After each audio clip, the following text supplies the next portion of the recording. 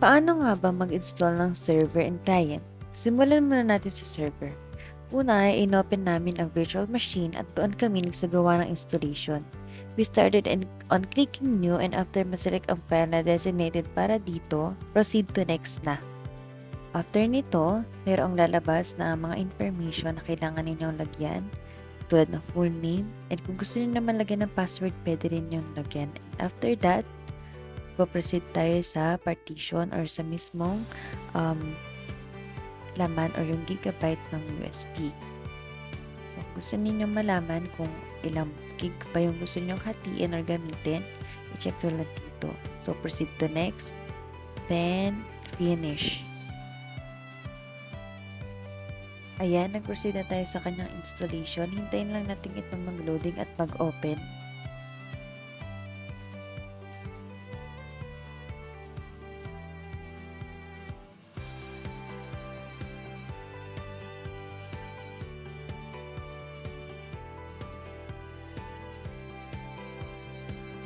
Hintayin lang natin ito hanggang sa magkaroon na ng check ang bawat mga nakalagay dito. Dahil ang ibig sabihin nun ay na-download na or na-install na ang mga ito. After nito, hayaan lang natin mag-restart ang ating computer.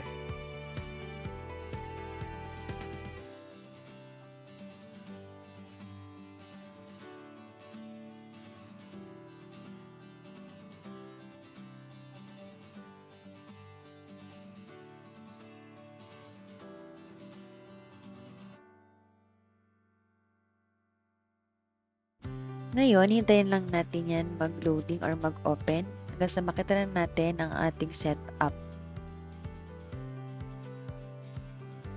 Ayan, at nakita na natin nag-appear ang mga configuration tasks which is dito tayo makakapag-add ng mga roles na kailangan nating i-install or ilagay dito sa ating computer.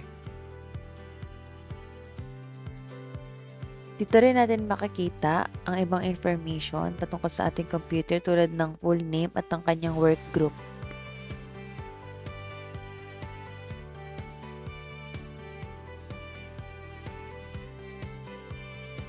Ngayon ay mag-a-add na tayo ng rules sa ating computer.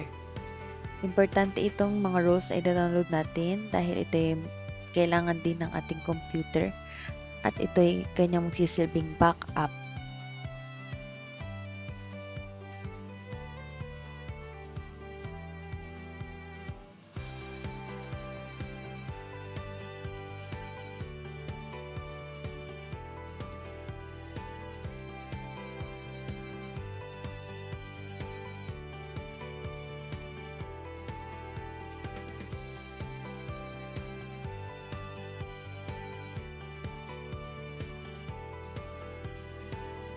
Ayan, may mga lalabas na information before tayo mag-install. Kaya mahirap na basahin natin ito. Ayan, ang una natin i-install ay ang Active Directory Domain Services, which is yung ADDS. Click lang natin yan, then add required features. Basahin din natin yung about mga info na nakalagay doon para malaman natin kung para saan ba yan.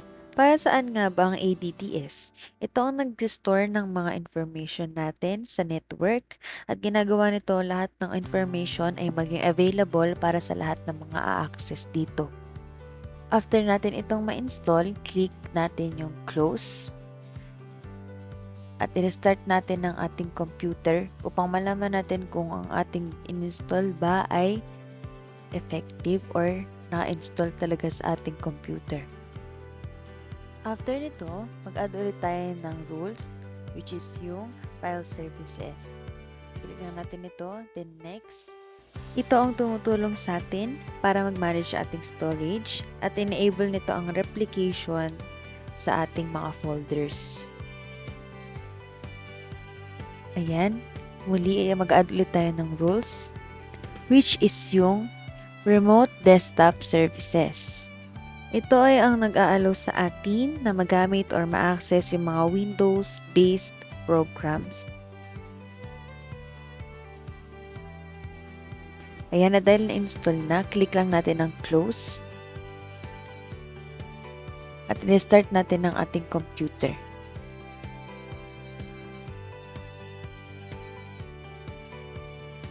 After nito mag-restart, mag-add ulit tayo ng panibagong rules, which is yung DHCP. Or ang ibig sabihin ay Dynamic Host Configuration Protocol. Ito ay nag-enable sa atin to configure, mag-manage, at mag-provide ng temporary IP addresses at mga related informations. Ayan, dito tayo makikita na nag-fill up kami ng parent domain. Kung anong gusto niyong pangalan na ilagay doon ay maaari. Dahil yan ang pang-server natin. Click lang yung install, then okay.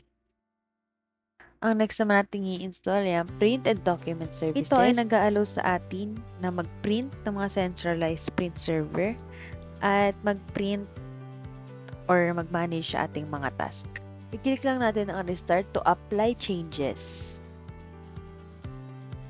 Ayan, after mag-restart, check na muna natin kung ano ba yung mga na-install natin dito sa ating computer. Yun lang.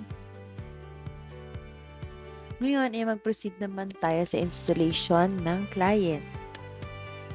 Pinutin lang natin ang create new virtual machine upang makapag-start sa ating gagawin. Ayan. I-next lang natin ito at ilagay ulit natin siya sa designated na file para makapag-proceed tayo sa ating next na gagawin.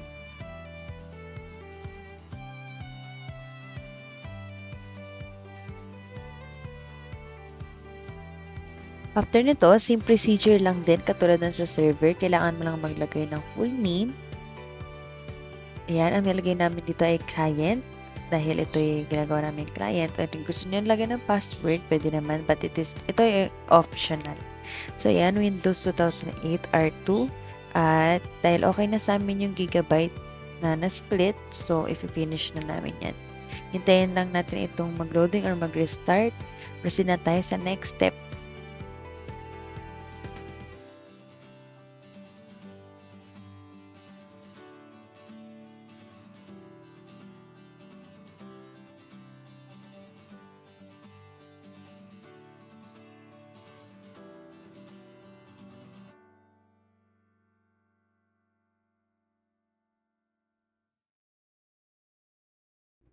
Ayan, nakikita na natin na ang lahat na pag-download na yan. So, kapag may check na lahat, tsaka mag-restart ng ating computer, hintayin lang natin ito mag-restart para ma-apply kung ano ang kanyang ini-install.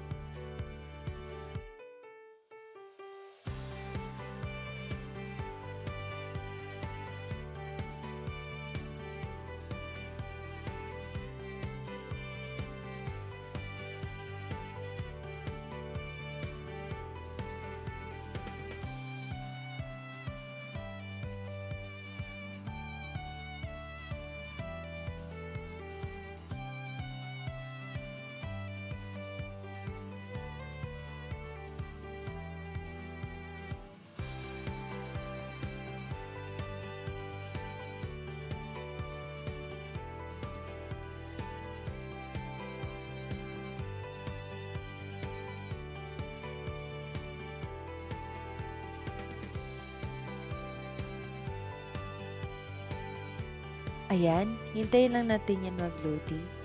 Ayan, nagpunta tayo sa configuration tasks para mag-install ulit ng mga roles. So, same procedure, katulad ng sa server. Ayan, mag-add tayo ng roles. Ayan, meron ulit na information na ipapakita upang malaman kung gusto ba ninyo mag-install ng mga roles. So, ang una ay ang ADDS. So, same procedure, add required features. The next is, next lang tayo. Then, click na yung install.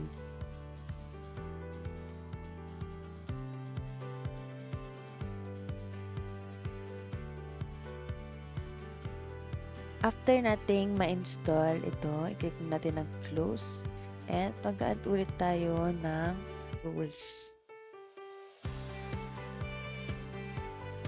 Ayan, after nating i-add ang EDDS, next naman na yung DHCP.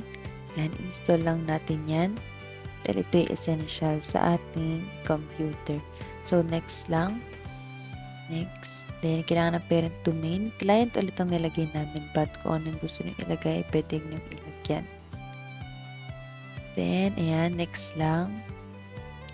Next lang ulit kung wala namang necessary ilalagay. Next. Ayan. Niretype ulit namin yung parent domain na tinype namin kanina, which is yung client. Ayan. After nito, i-next lang natin at i-install. Hintayin natin itong ma-install at i-click natin ang close.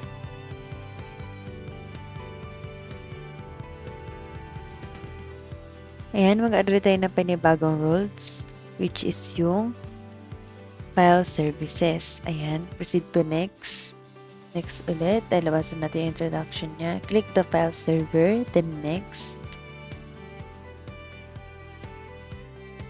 Ayan, at na-install na natin siya. Then lang tayo ulit. Then, ayan. Then, successful na, i-close na po natin. Next, add roles ulit. Same procedure. Ayan. So, next is yung remote desktop services. Next. Then, napili namin dito ay ang remote desktop licensing. Ayan. So, click next ulit. Click next ulit. Wala na kailangan galawin. Then, install. Then lang natin na mag-install lahat ng install natin. A reminder lang, isa-isa lang po sa pag-install. Hindi po yan sabay-sabay. Katulad nito, pinifinish namin isa-isa para ma-apply siya.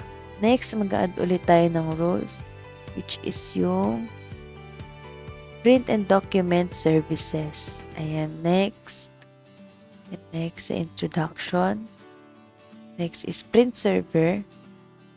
And next is install.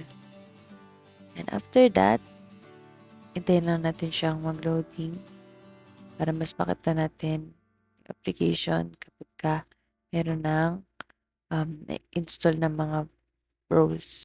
Ayan, at na-install na natin yung mga server roles o yung mga roles na kailangan dito sa ating computer. Yun lang.